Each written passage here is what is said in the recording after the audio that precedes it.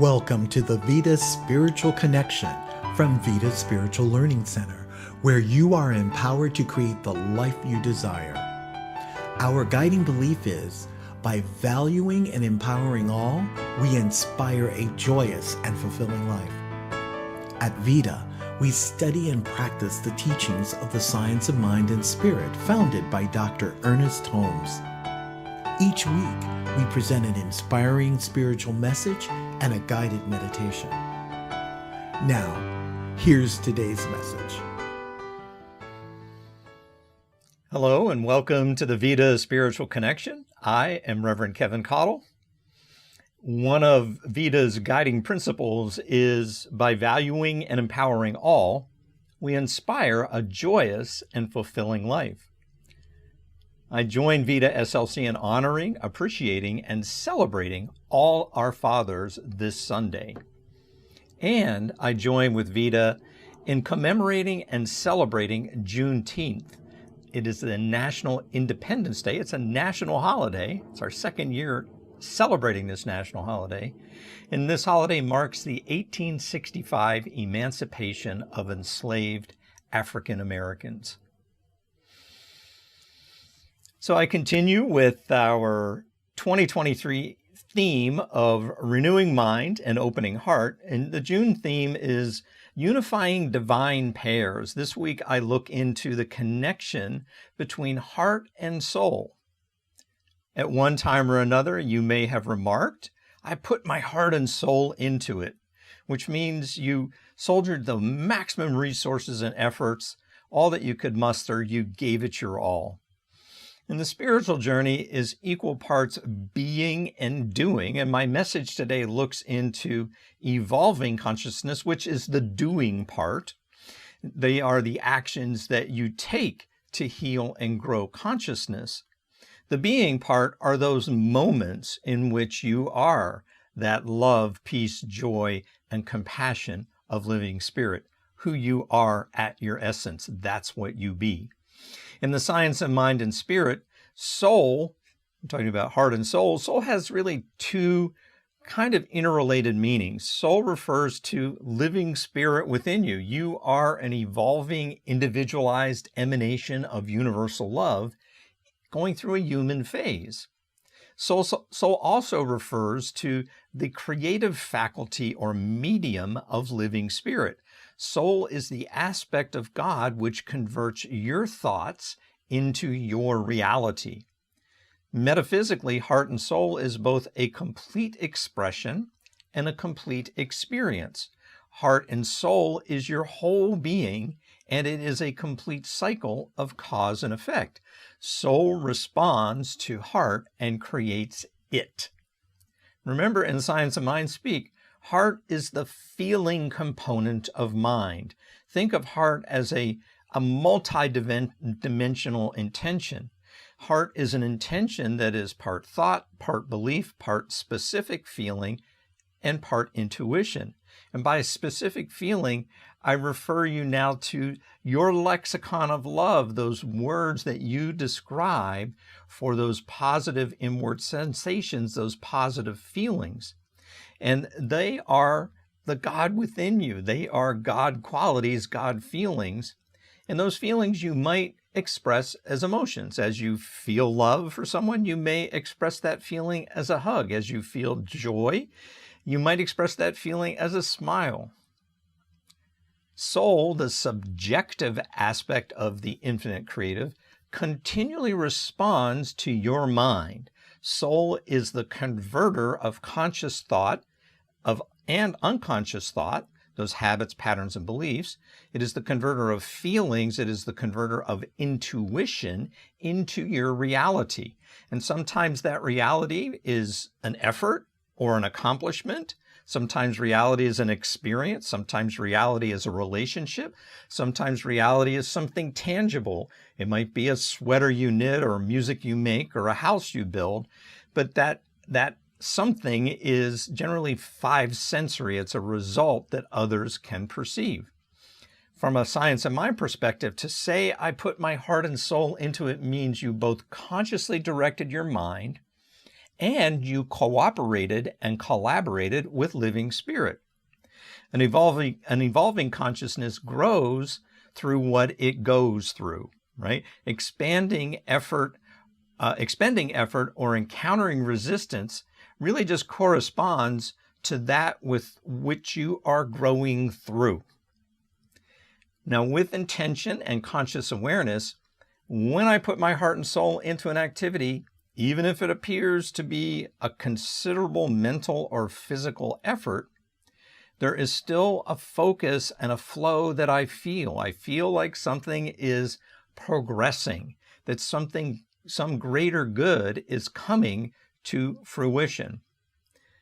Now, the considerable effort part seems to contradict what is known as the law of least efforts, or the law of least resistance.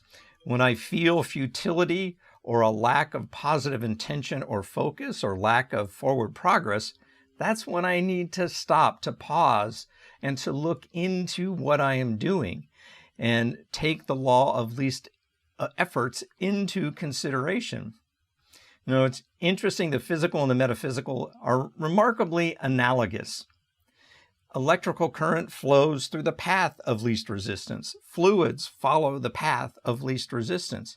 Even before there was GPS, traffic studies showed that in busy urban areas, the drivers would find the path of least congestion. And there is this hypothesis in psychology called the law of least efforts, which posits that folks choose a course of action that appears, operative word appears, to require the smallest amount of effort or expenditure of energy. And you know, the bumper sticker is work smarter, not harder. Now, there is a metaphysical version of the law of least effort. Deepak Chopra talks about it, and he says it is, in his interpretation, it is a principle of least action, of no resistance. You know, I might think the law of least effort means that I am expending effort or meeting a lot of resistance. If I am, I might be doing something wrong. I might be going in the wrong direction. Or that I should avoid doing anything that requires effort or encounters resistance. Because in this human phase of my soul's journey, it has to be easy and effortless, or it's not spiritually true. When you expend effort or encounter resistance, it is that moment to pause and assess what's going on. First, notice that there is effort or there might be resistance. And in so doing, notice what the source of that effort or resistance might be. Is the effort or resistance arising from some error thinking? You may have picked up a belief that anything worthwhile requires hard work and overcoming resistance, or that nothing valuable in life comes easily. It could be that you are not accepting that your efforts expand your good, that you're rejecting change, and rejecting change itself takes a lot of energy. Resisting the good arising in your life is a common kind of mentality or mindset, and it serves to intensify that effort or resistance. Finally, perhaps the effort or resistance is that you are going in the wrong direction or applying the wrong technique. And, you know, misdirection is a subset of non-acceptance, denying or ignoring or suppressing your intuition, contradicting your divine intelligence. That can take a lot of work. That can be really arduous. So as the little phrase goes, what you resist persists. This may be a time to confront the resistance, to dig into it, to discover that it may be something that is needing to be blessed and released, and it might be something that you can in turn counter with something that is constructive and positive, opposite that limiting belief about effort and resistance. In my example, it begins with adopting a mentality that not every good thing in my life requires strenuous effort, so I can dispel that belief. And then every good thing in my life comes with a little effort, maybe, and then I move through those efforts. I apply those efforts to my best life, And I do so with a courage and a strength and a vitality and an ease and a grace, and knowing beyond those efforts, beyond that resistance, is something good, something better. So when you are mindful, when your intention is clear and your mind is focused, the effort or the resistance is really only in proportion to the transformation taking place, that shift in thinking that's taking place. And putting your heart and soul into this particular intention then feels right. If for no other reason, then this is what overcomes the inertia of your mind.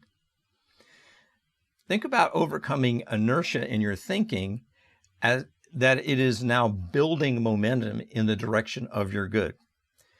You may have pushed a car at some point in your life, and you know that it takes a lot of effort just to get the car to nudge, to roll just a little bit. And then as you continue to apply that effort, the car starts to roll. And as the car actually starts rolling, it just takes less and less effort to keep it rolling. Principle is not bound by precedent. Healing and growing consciousness gets easier. More and more, your intentions manifest with less and less effort, and you encounter less and less resistance. And the best way for you to reduce that effort and overcome that resistance are spiritual practices. Having some dedicated daily meditation, affirmative prayer, journaling, spiritual study, or visioning, that overcomes the inertia of your mind. Being of service, having a session with your practitioner, giving as a spiritual practice, immersing in a beloved community, that overcomes the inertia of your mind and starts the momentum in the direction of your good. My efforts are confirmed when, as I complete each part of, or maybe an entire activity, I feel a kind of a peace, a calm, a fulfillment, an accomplishment. Each time it gets easier because I am consciously cooperating and collaborating with a force, an intelligence, a creativity greater than myself, and that is living spirit. My suggestion for you this week: reflect on those positive, constructive results in your life, which came about when you put your heart and soul into it. Notice that your full attention or heart and your effort or soul, that it summoned capacities beyond what you previously knew. From your experience, you have a metaphysical meaning of heart and power of soul that, as you set the intention, you can use and reuse to the delight of living spirit. It loves that you collaborate and cooperate and co-create with it. And it is you, living spirit, and living spirit, living you. Let's turn our attention now in prayer. So I call to heart and mind this ineffable presence that is everywhere and within. And this ineffable presence is something that is felt as love, a peace, a joy, a compassion.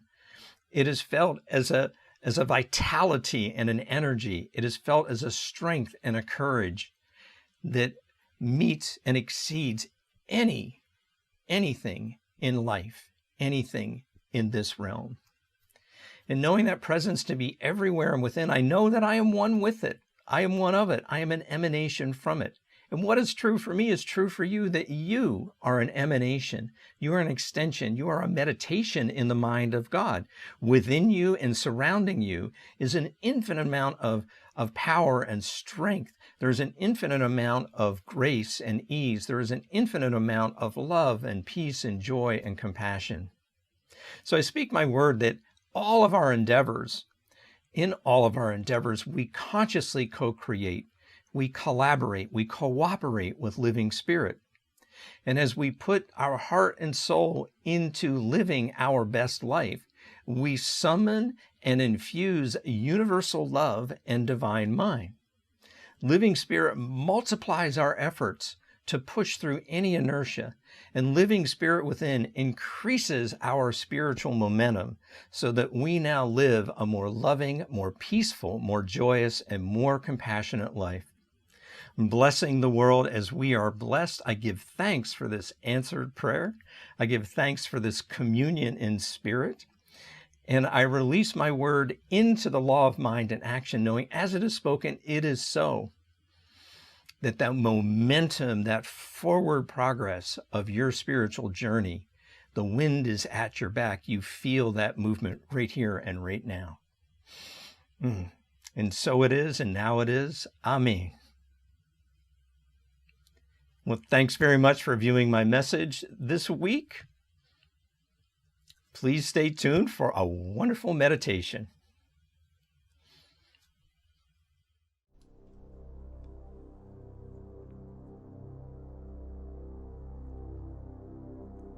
Welcome to our time of meditation. Writing in the Science of Mind textbook, Ernest Holmes wrote, "We must consciously know that we can use creative power. The more complete such acceptance on our part, the more completely we shall be able to use this power for definite purposes." In our time together in this meditation, we focus on creativity and harnessing the creative power found in the joy of doing what we love, and realizing that in doing so, it is the fulfillment of spirit, expressing through and as each of us. So let us breathe into this time and begin by relaxing and just allowing any busyness of the day to just gently fall away, bringing our attention to the here and now. Yesterday is gone, tomorrow has not come. Our focus is right here and right now. And as we focus on our breathing, let's take several deep breaths together, breathing in all the way and holding for just a moment, and then breathing out completely. Let's do that again, breathing in all the way and holding for a moment, and then breathing out completely. And as we settle into that, just allow your breathing now to just find its own natural rhythm. And as you breathe in and breathe out, on each out breath, release more of whatever tension you may be holding, allowing yourself just to fall deeper and deeper into that creative now within. Just breathing in and breathing out, and allow yourself to just be in that space. And I am reminded that in the opening to his weekly radio show, Ernest Holmes always began by saying, "There is a power for good in the universe, and you can use it." And as students of Science of Mind, we know that our thoughts and imagination are the beginnings of change. The more vivid the mental picture we imagine, the more power we give to the creative process. So I'm going to offer several questions for you to consider. And as best you can, open your thinking to consider whatever comes up without filtering based on any current circumstances. We know there is no limit to what spirit can create. So don't let us limit our imagination. So here goes. So what do you love to do more than anything else? What do you love to do more than anything else? It may be something that causes you to lose track of time. Some people would call this being in the flow. It might be something that makes you just feel at home in your own skin, something that just gives you that peace of being. And it may be something that just really makes your heart sing. So let's consider these for a few moments and let your answers just emerge. Let them come into consciousness gently, contemplating what they may mean for you and how you feel when you experience them. Contemplate your divine nature as being essential to the universe. You have a spiritual DNA that is unique to you and will never be repeated. What is it that you love to do?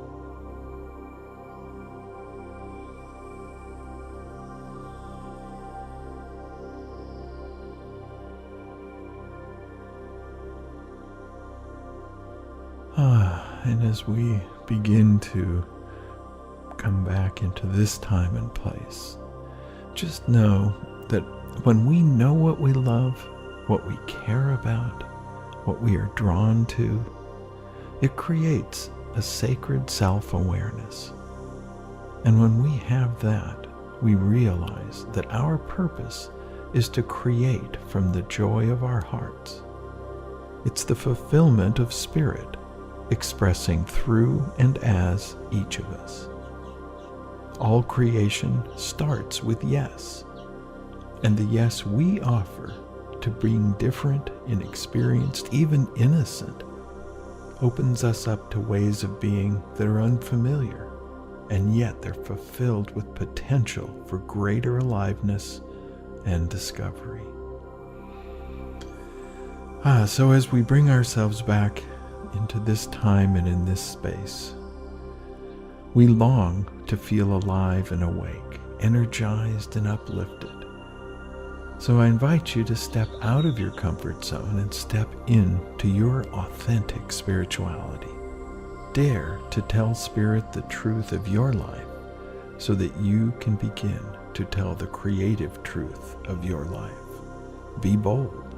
Dare to be and to show up as the creative expression that you already are.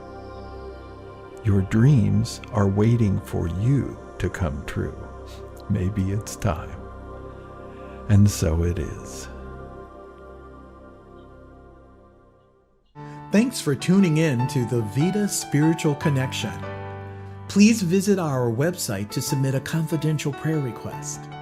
While there, sign up for our weekly email and receive the latest information for events, classes, and meetups.